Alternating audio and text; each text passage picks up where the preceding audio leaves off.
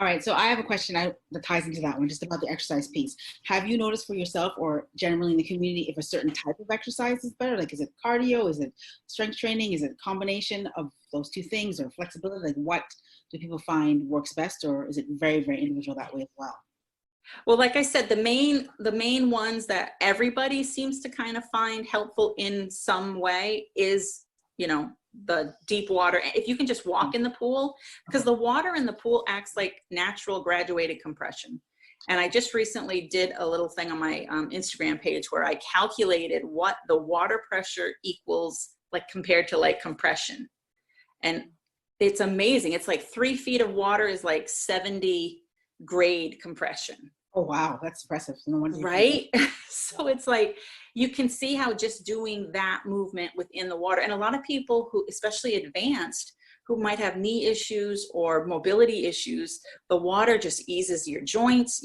It's just such a good benefit to get in there and move about, and you feel so free, you know. Awesome. I miss the pool so much right now. You and me both. Me too. Okay, I also want to ask regarding exercise. So it helps you get stronger for sure. That made you feel better. Do you notice any difference, not so much inside, but in the softness of your tissue or anything else that maybe we wouldn't think of that happens with exercise? Yeah, because if you can do that, you get the lymphatics to move. And so then it's really more about just the lipedema tissue that you're trying to focus with. From what I understand, if you've got a lot of the lymphedema in your system, that breeds that, you know, that protein rich fluid that you have actually makes your lipedema grow more. So having that flushed out is a really big help. Currently, we're dealing with fibrosis, fibrotic tissue. That seems to be what everybody is talking about now. And there's people like Dr. Karen Herbst, who is wonderful. She's constantly looking for new things that, you know, not just fitness, you know, it can be, you know, supplements and, you know, different surgeries or different types of treatment that you can do. And she's always coming up with new things that we can try. And she's a very great resource. If anybody wants to Google her, she has wonderful information. But yeah, you can see, for me, it's not like I'm not losing weight, because diet and exercise doesn't touch lipedema fat. That's the hard part to get around. So some people will say, well, then why do it if it's not going to, why am I getting up at 5 o'clock in the morning to go to the pool if it's not going to do it? It is doing stuff. It's keeping you mobile, you know. If you stop, like I was advised early on, and you stop, you're like any other body. If you're not using your muscles, they're going to stop working. They're going to atrophy, and they're not going to help you be mobile. Bodies in general need to be active. And that's just how it goes. And the older we get, the more we need to, you know? For sure. Okay, thank you so much for that. Those are bonus questions. Okay, last question I have is, in a previous conversation, we talked about lipedema and body acceptance. A lot of women struggle with that. Yeah. What are your tips that you can offer, and what were your own struggles, and how do you overcome them in that area, or are you still working on it? Yes, body image is such a big deal. And even within our individual groups, we are constantly, you know, we have new people come in who are just learning about it. And when you first learn about there's nothing that you can do to help this, it's hard. It's hard to be somebody who has worked really hard and it's not working, and then you're told it doesn't work. So, you know, it's really difficult for people to stay positive. Lots of self-hate talk, and it's heartbreaking to have somebody come in and they're talking about my fat legs or my disgusting legs or my ugly legs. And I'm trying to balance between helping them understand, but also letting them know that every time you say something like that, anybody who's a larger stage than you, you know, a later stage than you, you're unmeaningly, or I don't know if that's the right, you're not intending to hurt their feelings, but you are. If you're saying your stage 2 body is horrific, what do you think somebody in a stage 3 or 4 is hearing and feeling? So for me, what I did was I looked outside the lipedema community, because at the time there really wasn't a lot of body positivity talk within the community. I found people on Instagram that I thought looked like me. So Mustang Sally 2 was somebody I looked at. You know, Pale Ginger Pear was somebody I looked at. And I would see these wonderful ladies wearing beautiful clothes. And one, I got tips on where to shop. And I also I call it like I'm becoming the editor of my own magazine. Instagram has become my magazine. It's where I go for news. It's where I go for fashion. It's where I go for fitness stuff. I started following Big Fit Girl, Louise Green. I'm just a huge fan of hers. And just seeing larger bodies like mine doing things that I want to do. And so I changed what I saw every day. Instead of seeing the typical things that you see in a magazine, I was curating my own magazine, and that helped me immensely. And when I was in one of Louise's groups on her Facebook page, Big Fit Girl, one of the ladies, I think I had just, one of the exercises we had to do was those big heavy bags. We had to be able to squat down, tip it over onto your shoulder, and then stand up with it. And it's a bear. And it was like the first time I did it. And we record everything to show people what we're doing. And I was so excited. And one of the other ladies quickly drew a sketch of me, and I looked like a superhero. I was like in tears at how beautiful I looked. And then Catherine Hack, she's a beautiful artist and she does body positivity work. And she's like, can you send me a picture of yourself? I'd like to do an art piece with you. And she made me into art, and I was just blown away by it. And so you start to see yourself differently. You know, we can't change the fact that we have lipedema, but it's not our body's fault that we have lipedema. So all that anger and negativity and frustration needs to be geared towards the fact that lipedema was diagnosed first in 1940, and really nothing has been done to help us. That's what you'd be angry at, not at your body, because being angry at it isn't going to help it get better. No matter what you're trying to do, if you're emotionally in a negative place, that stuff isn't going to help. Wow. I think too, there's something to be said, you know, having a voice through social media. Internationally, this is an issue. This is not something that's just isolated in one place, as are most illnesses, right? Yeah. So the greater voice we can have, the greater acceptance we can have, the more we can show other people who are in less, you know, dare I say, civilized or commercialized spaces where they have access to more, to be able to see someone that looks like them thriving. You know, that's why we featured you as a thriver, because you are thriving. Yeah, I just think that's incredibly important. You know, there's 11% of the female population. That's huge. And if we started, and that was the other thing too, you know, when we started to train, we used to, in the summertime, we train in the park when it's not COVID and everything. And at first I would be hiding, you know, I'd be hiding behind a tree. I didn't want to bend over in front of the people in the park. And then gradually I got to the point where I was like, yeah, I'm working out in the park and you should come work out with us. And, you know, and I just think not only is it good for me to do that, and then not only is it good for somebody who looks like me to see me doing that, but what does it do for my community to see me do that? And what kind of minds do we change with that when they see somebody that they don't assume can do what I can do? Absolutely. You know? Absolutely. We should never judge books by their covers. Never.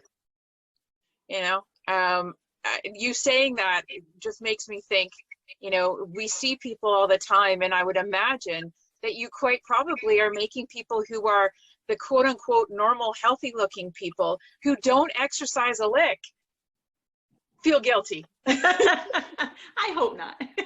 Well, no, but feel guilty that they're not taking care of their bodies. Yeah. You know, I think that's the thing is, you know, all the different activities that we can do, even when we just go for a simple walk, but we're going longer than a few blocks, that is inspiring for someone else to say, oh my gosh, like, where did you just come from? And you've just gone, and it puts people in awe, because then they start checking themselves, and they start realizing how important movement is for everyone. Yep, absolutely. Yeah. Can I ask one more question?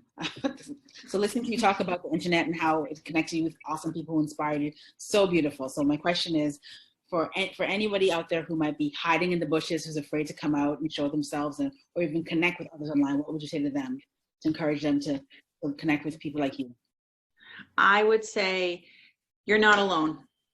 You know, that's the biggest thing. You have a tribe out here, and it's a very welcoming tribe. I think I'm close to, I don't know, 6,800 people in the lipedema support group, you know, and there's other support groups with more people in them that are not maybe fitness focused. Maybe you want to learn more about, you know, surgery, or you want to learn more about ways of eating that are beneficial.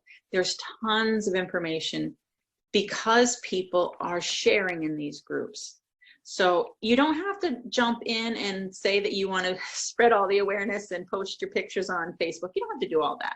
You can just be a member. A lot of the members, you know, we have that many members, but they're not all posting or commenting or anything, but they're there. And every now and then I'll get a comment from somebody that says, you know, I never post anything, but I come here every single day because I feel inspired by you guys. And what a wonderful thing just to have, you know, to check in with somebody. Or if you have something that comes up that you're not sure about, you, hey, you know, anybody seen this? Anybody tried this? Has this ever happened to anybody? And it's nice. I went to an FDRS conference in 2014, and I walked into a room filled with women who had lipedema just like me. And it was the most amazing feeling ever. You just feel seen. So I encourage anybody who thinks they might have this to seek out a support group, or go on Instagram and follow people that talk about, if you go to Instagram and you search for lipedema, you'll find tons of people that are sharing their information. And just add them, follow them, and they'll start coming up, and you'll start seeing what they're doing. It will change how you see yourself and what you're capable of. I think there's a lot of people who shy away from social media because they don't want to have to be engaged. But just like you said, just follow someone, just listen, right? It's a simple thing to do, but we forget to do it. You can participate by just listening. Yeah. Right? And I think, you know, I know I struggle that with my 7-year-old mother. Just listen, just be on there so that you can listen, so that you can find out that information that you want to find. You don't have to engage if you don't want to. It's choice. Yep, absolutely. But you get empowered, right? Which is what you're doing. You know, every day I spend so much time on Instagram, and partly it's because I'm so inspired by what everybody's doing. You know, there's amazing women out there that are just phenomenal in what they're doing. They're running, you know, we started a lipedema triathlon. This year would be 5 years. And it went international because so many people on Instagram or Facebook or whatever saw that and were like, well, we want to participate. And I'm like, awesome. So we had people in Germany and France and Australia. It was just wonderful, the connection. And, you know, then you start to feel like, hey, I may not be able to do a triathlon, but I could swim a couple laps in the pool, or I could walk a mile, not 3.5 miles, you know, whatever you're able to do. And it just goes such a long way to not feeling alone with this. I think that's the biggest thing, is to not feel alone. And I just want to say back to the people who are hiding in the bushes, coming out and seeing yourself represented. I know as a Black woman, many times in my life, I've not felt represented, and seeing yourself, like you're saying, that is such a beautiful, amazing feeling. So as Pattie, I would totally encourage you to come out and just watch and learn, like Deborah was saying, and just see the people, because that's going to shift your energy and how you feel about yourself as well, right? You belong. Absolutely. Right. Just so important. Yeah. Not everybody has to be the one raising the arm and the voice. No one has to be the drummer. They can just be in the back, you know. Be the support, be the crew, be whoever that is to you, with, you know, understanding that everyone has gone through probably what you're going through, or is in the same place you are, or, you know, has answers that you just are scrambling for. We noticed that within our own community of lymphedema. I noticed it within the breast cancer community, you know, and, you know, within our breast cancer community, we're now seeing people who are overlapping into both the lipedema and lymphedema as well. Exactly. So for them to know that there is another group that they can get support from, because once we get through the breast cancer support, then we're shuffled off. And you're either your lymphedema or your lipedema, whichever that is, or both. And you go, okay, where do I go now? Because I need to find my tribe. Where Yeah. are they? And And maybe that changes, you know, as you move and it through does. things. Sure. Yeah, it does, you know, but I think, you know, it's amazing what you've been able to do as one person, creating a voice, right? And we Yeah. forget how much power one voice can have. Yeah, absolutely. When I started out trying to Voice. spread awareness, I would write clothing reviews, and I would do it so that I could write the word lipedema. Awesome. And so I thought if anybody saw my clothing review for this maxi dress, they'd be like, what the heck is lipedema? And they might go Google it. Oh, That's wow. amazing. Because I was trying to think of just any way I could try to get the word out there. I was always surprised when they actually printed them and they didn't come back and say, we can't do this. But yeah, just little tiny ways you can have a voice. Awesome. I think it's really important. Great. All right. I think we're at the end of our discussion. It was so fun to have you here. Thank you so much. Oh, I'm so glad we did this. I want a hug. Yes, yes. And we're putting June in the calendar so that we make sure we follow up so that we can support you more in June. Ah, thanks. Yes, Yeah. yes. All right. Well, thank you so much for being here with us. We so appreciate it, and we're so glad that you agreed.